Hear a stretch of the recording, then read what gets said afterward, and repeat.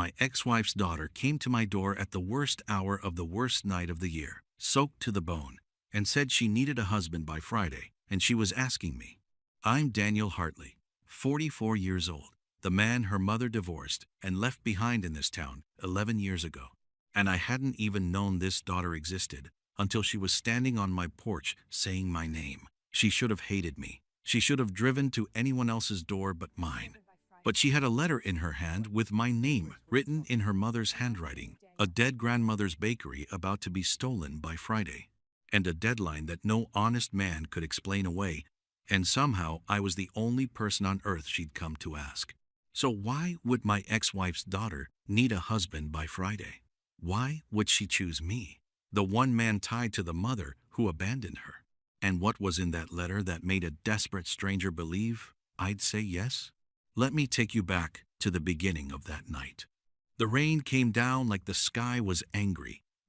I just kicked off my boots, one sock half gone, when the first knock hit my door. 3 sharp raps. Then silence. Then 3 more, faster, like whoever stood out there was running out of courage. I almost didn't answer. Nobody knocks on Birch Street after dark, not in a town this small, where everyone's tucked in by 9. But something in those knocks pulled me to the door. I opened it, and there she was. A young woman, maybe 29, drenched from head to toe. Her dark hair stuck to her face. Her coat dripped a puddle onto my porch, and clutched against her chest, wrapped in a plastic bag to keep it dry, was a folder she held tighter than anything I'd ever seen a person hold. Her eyes found mine, and she said the strangest thing. "You're the chairman." I just stared, rain roaring behind her. "I'm sorry," she said quickly, her voice shaking. "That's not, I'm doing this all wrong." She pressed her lips together, took a breath, and started over.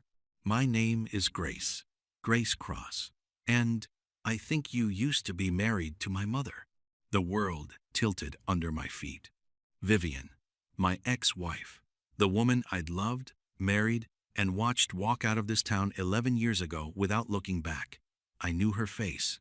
I knew her laugh. I knew the way she left. But a daughter? Vivian never told me she had a daughter. "I don't," I started, but the words wouldn't come. Vivian never said anything about a "I know." Grace's chin trembled. She wasn't around for most of it either. My grandmother raised me, right here, in this town. 4 streets over. She wiped rain or tears from her cheek. I couldn't tell which. "Mr. Hartley, I know it's late. I know you don't know me. But I have nowhere else to go, and I have until Friday, and you're the only name I had left." Friday. The word landed like a stone. "Until Friday for what?" I asked. And that's when she said it. The thing that would change both our lives. I need a husband by Friday, or I lose everything my grandmother ever built. I should have laughed. Any sane man would have. A soaking wet stranger on my porch, asking me to marry her in 5 days. It sounded like a joke, or a scam, or the start of something dangerous. But she wasn't laughing. She was barely standing. So I did the only thing my heart would let me do. I stepped back and opened the door wider. "Come in," I said, "before you catch your death." She hesitated, just for a second, like she couldn't believe a stranger would let her in. Then she stepped over my threshold, dripping, trembling, and that single step changed everything. I gave her a towel and one of my old flannel shirts and a pair of dry socks. I made tea, because I didn't know what else to do with my hands. And while the kettle hissed, she sat at my kitchen table and slowly, piece by piece, told me a story that broke my heart wide open. Her grandmother, Eleanor Cross, had owned the bakery on Main Street for 40 years. Cross and Crumb. I knew the place. Everyone in town knew the place. The smell of warm cinnamon drifted out those doors every single morning of my life here. Eleanor had taken Grace in as a baby. When Vivian chose the city over staying, she'd raised her on flour and kindness. She'd taught her to bake before she could read. That bakery wasn't just a building. It was the only mother Grace ever really had, sitting on a street corner with the lights on. And 3 weeks ago, Eleanor died. Grace's voice cracked when she said it. Her hands went still around the warm mug. She left me the bakery, Grace whispered. In her will, it was supposed to be mine. Then what's the problem? I asked gently. She looked up, and the pain in her eyes was so deep it pulled me right in. There's a condition. She slid the folder across the table. Inside were legal papers, dense and cold. And buried in all that lawyer language was one line, underlined twice in Eleanor's own shaky hand. The bakery would only pass to Grace if she was married before her 30th birthday. My grandmother was old-fashioned, Grace said, almost ashamed. She always worried I'd end up alone. She thought if she made me settle down, I'd finally let someone take care of me. A sad laugh escaped her. She never imagined it would happen like this. And your birthday, I started, is Friday. There it was, the whole weight of it. If I'm not married by then, Grace went on, her voice rising with fear, the bakery goes to my Uncle Walter, my grandmother's son. So, and Walter. She shook her head, eyes burning. Walter already met with a developer, twice. He wants to tear it down and build a parking lot. 40 years of my grandmother's life. Gone. Concrete. My chest tightened. I thought about that bakery, the warm light in its windows on winter mornings, the old folks who sat by the glass with their coffee. The whole town would lose a piece of its heart. And this girl, this stranger, would lose the only home she ever knew. Grace, I said carefully, why me? You must have friends, people your own age. Why drive through a storm to a man you've never met? And that's when her hands started shaking again. She reached into the folder one more time and pulled out something different. Not legal papers. A letter. Old, the paper soft from being folded and unfolded 100 times. The handwriting on it stopped my breath. I knew that handwriting. I'd read it on grocery lists and birthday cards for 6 years of my life. Vivian's. I found this last night, Grace said softly, going through my grandmother's things. My mother wrote it years ago. She held it out to me with both hands, like it was made of glass. Read the part at the bottom, please. My fingers trembled as I took it, and there, in my ex-wife's looping script, were the words that explained why a desperate stranger had come to my door. Dan Hartley was the steadiest man I ever let walk away from me. If Grace is ever in real trouble, and I'm not around to help her, he's the kind of man who'd show up anyway. I read it twice, then a third time. The kitchen, blurred. Vivian, the woman who left me, the woman who, it turned out, had a whole life and a whole child I never knew about. She'd written my name. She'd told her own daughter that if everything fell apart, I was the one to find. I didn't even know who you were, Grace whispered. Not until I saw your name. And then I remembered, about a year ago, I came into your shop, looking for a gift for my grandmother. There was an old rocking chair with 2 little birds carved into it. The memory hit me like lightning. The woman with the dark hair, the hour-long conversation about wood grain and bad coffee, the way she'd smiled when she touched those carved bluebirds. She'd left without buying anything and without telling me her name, and I'd thought about her far more than I should have, and I'd told myself I'd never see her again. It was her. It had always been her. That was you, I breathed. That was me. A tear finally slipped down her cheek. And I know this sounds crazy, but I think maybe it was supposed to happen this way. Maybe my grandmother and my mother both somehow were pointing me to the same door. I sat back in my chair, my head spinning, my heart pounding. This was insane. A marriage in 5 days to a stranger. The daughter of the woman who broke my heart. Every cautious bone in my body screamed, no. I had spent 11 years building a quiet, safe, lonely little life. A life with no surprises. And I liked it that way. I had told myself I liked it that way.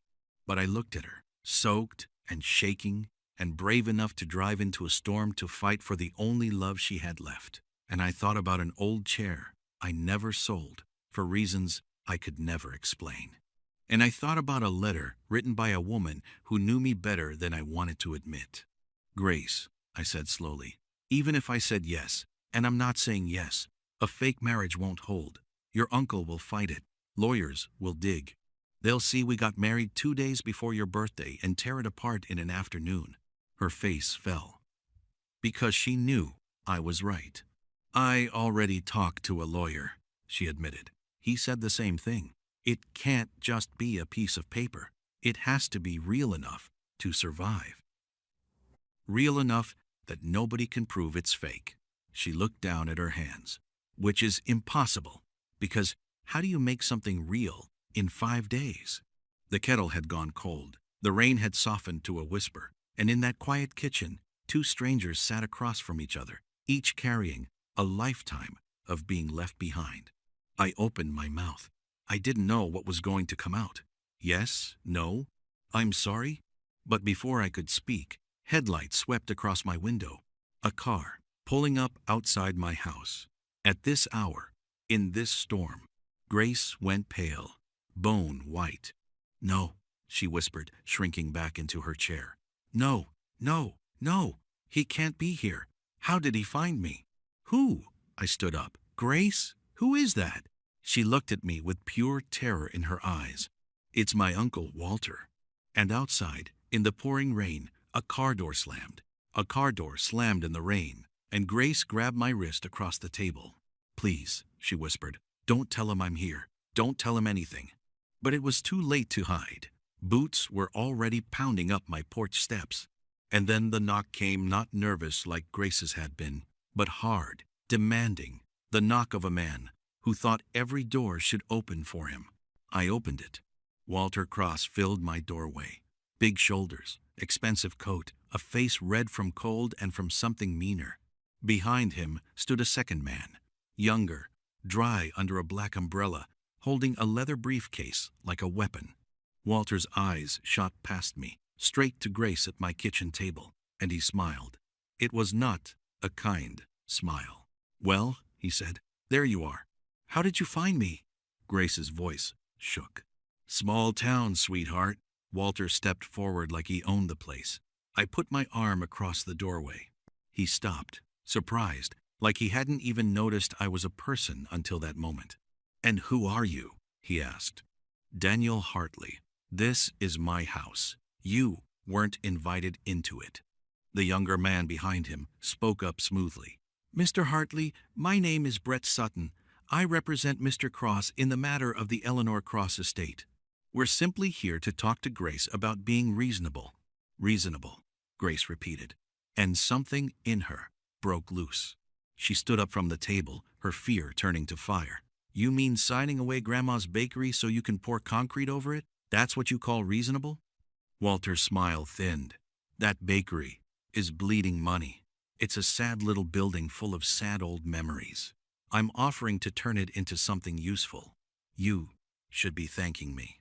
She loved that place more than she loved you, Grace said, and you know it. That's why she left it to me.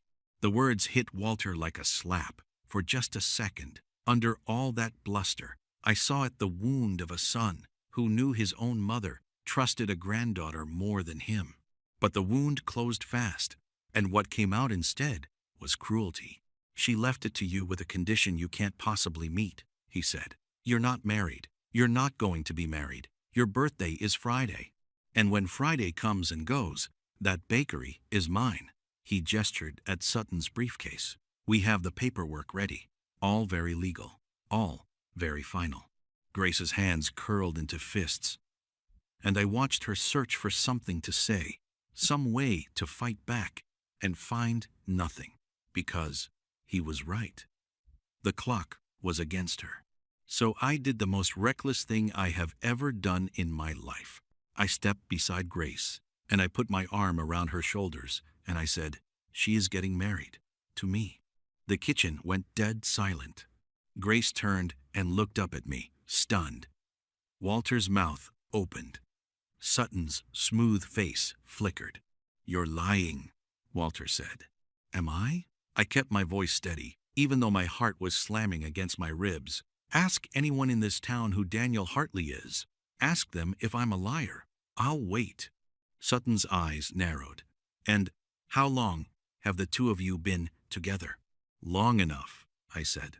"She came into my shop a year ago. We've been quiet about it. Grace wanted to grieve her grandmother in peace, not parade a relationship in front of the whole town. Can you blame her?" It was the truth, bent just enough to hold. A year ago, she had walked into my shop. The rest, I left hanging in the air. Walter stared at me, trying to find the crack in my face. I didn't give him one. 20 years of sanding wood smooth had taught me how to keep my hands and my voice still. "We'll see about that," Walter finally said. He jabbed a thick finger at Grace. "If this is some stunt, some last-minute trick, I'll know. Brett will dig up everything. Every date, every photo, every lie. And the second we prove this marriage is fake, that bakery is mine, and you'll have humiliated yourself for nothing." He turned to go, then looked back, his voice dropping low and ugly. "You're just like your mother, Grace, always running to a man to save you." That one landed. I felt Grace flinch under my arm like she'd been struck. And something rose up in me, hot and protective, fiercer than anything I'd felt in 11 years. "Get off my porch," I said quietly. Walter went.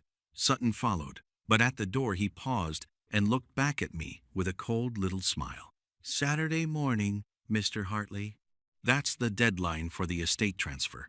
If there's a marriage, it had better be real. We will be looking very closely." Then he was gone into the rain. The car pulled away. The taillights vanished down Birch Street, and the house was quiet again, except for the rain and the sound of Grace breathing too fast. She pulled away from me and pressed her hands to her face. "What did you just do?" she whispered. "Daniel, what did you just do?" "I bought you time," I said. My own voice sounded far away, and I don't entirely know why. She lowered her hands. Her eyes were huge. "You don't have to do this. You barely know me. You owe me nothing. You owe my mother less than nothing. She left you, she left me, she left everyone." Her voice cracked. "Why would you stand up for me like that?" And I thought about it. Really thought about it. In that small, cold kitchen, with this stranger, who wasn't quite a stranger anymore.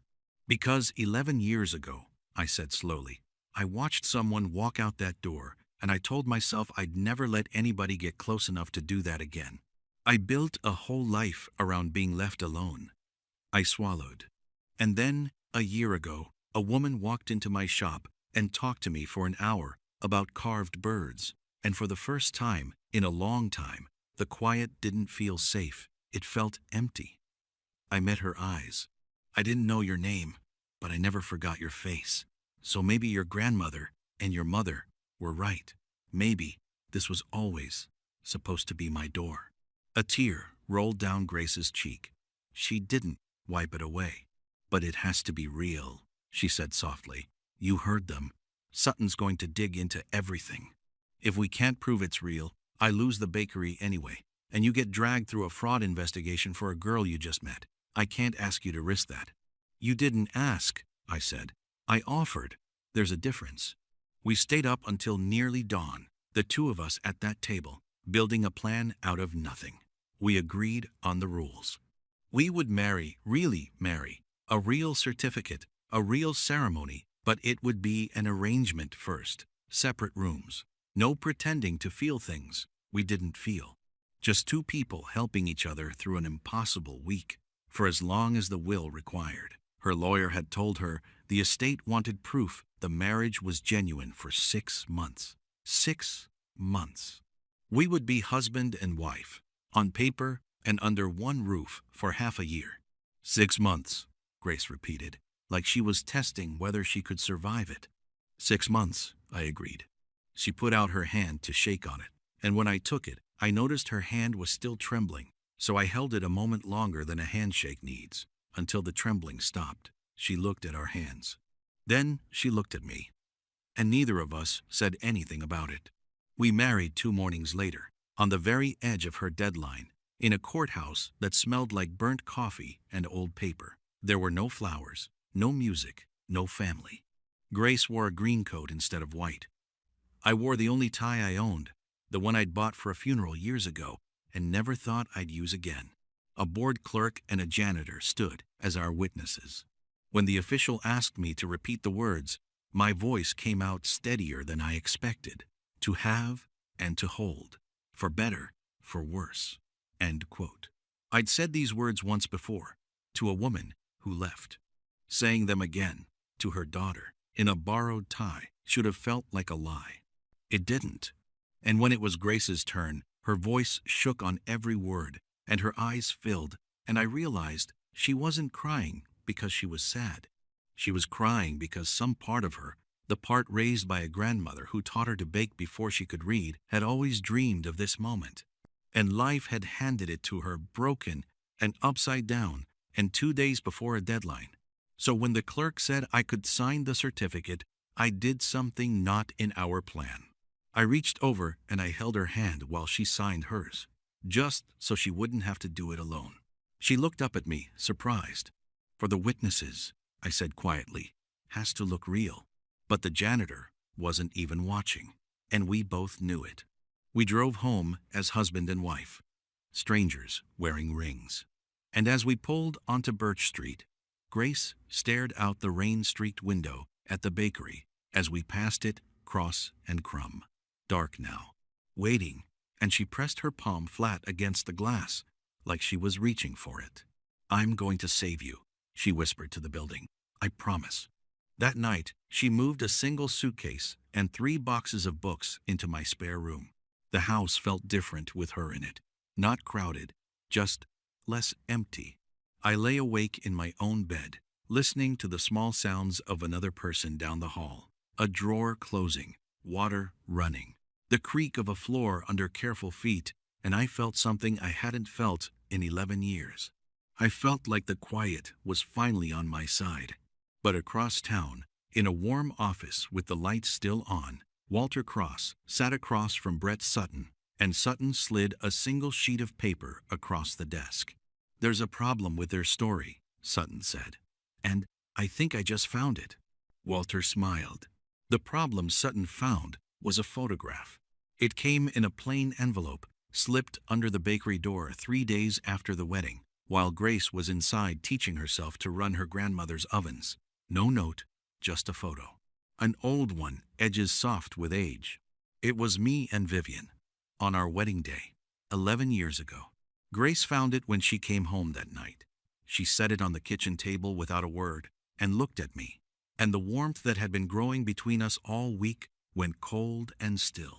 Sutton sent this, she said quietly, to the bakery where I'd find it. I picked it up. There I was, younger, smiling, my arm around the woman who would leave me, and I understood instantly what Sutton was doing. He wasn't just attacking our marriage. He was attacking us, planting a seed, making Grace wonder. Grace, I started. Is that why you said yes? Her voice was small. Because of her? Because some part of you never finished loving my mother, and now here I am, her daughter, close enough to touch?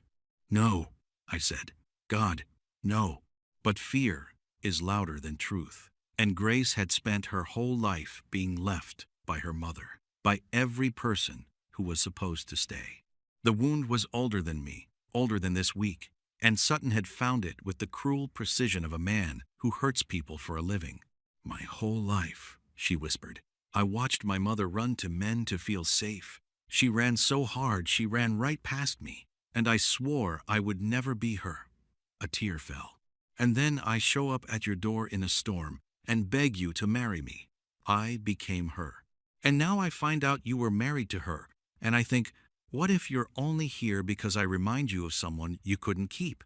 Grace, look at me. I think I should go. She was already standing, already reaching for the green coat. I'll tell Sutton the truth, that it was an arrangement. I'll lose the bakery, but I won't drag you through a fraud case for a lie I started. You don't deserve that. You were kind to me, and I repaid you by pulling you into my mess. She got her suitcase. She started packing the books back into the box. And I stood in the doorway of that little room and watched the only good thing that had happened to me in 11 years try to walk out of my house to protect me. And I refused to let her go without a fight. "You don't get to decide that alone," I said. She froze. "That photograph is from a marriage that ended a long time ago," I said, stepping into the room, peacefully, with nothing left unfinished. "I made my peace with your mother years before I ever knew you existed. When I look at you, Grace, I don't see her. I never have." My voice broke. "I see the woman who talked to me for an hour about carved birds and made my quiet life feel empty for the first time. I see the bravest person I've ever met, who drove into a storm to save the one thing she loved. That's not your mother. That's you." She turned around slowly. The suitcase slipped from her hand. "You said it had to be real enough to survive," I went on. "Grace, it already is. Somewhere this week, between the cinnamon in the mornings and the radio you leave on because you know I like it and the way you fall asleep at my workbench, it stopped being an arrangement. At least for me." I swallowed hard. "So, I'm going to ask you one more thing, and I want the answer to have nothing to do with the bakery, or Friday, or any deadline. Grace Cross, will you stay? Will you let this be real?" For a long moment she just stared at me, tears streaming, her whole body shaking the way it had that first night on my porch. Then she crossed the room and put her arms around me, and she pressed her face into my chest, and she whispered, "Yes, yes. I've wanted to say yes since the courthouse." I held her, and the house that had been empty for 11 years finally felt full. The next morning, we went to see Sutton together. He was ready for a frightened girl and a reluctant stranger. He was not ready for what walked through his door. We sat across from him, Grace's hand in mine, calm as Sunday. "Dig as deep as you want," I told him. "Talk to every person in this town. Look at every photo. Examine every day we've spent together." I leaned forward. "You're going to find a marriage that's exactly what it says it is. Because somewhere in the middle of trying to fake it, we stopped faking." Sutton studied us. He was a smart man. And smart men know the difference between two people performing love and two people sitting in it. He saw the way Grace leaned into me without thinking. He saw my thumb moving slow over the back of her hand. He saw that there was nothing left to expose. He closed his briefcase.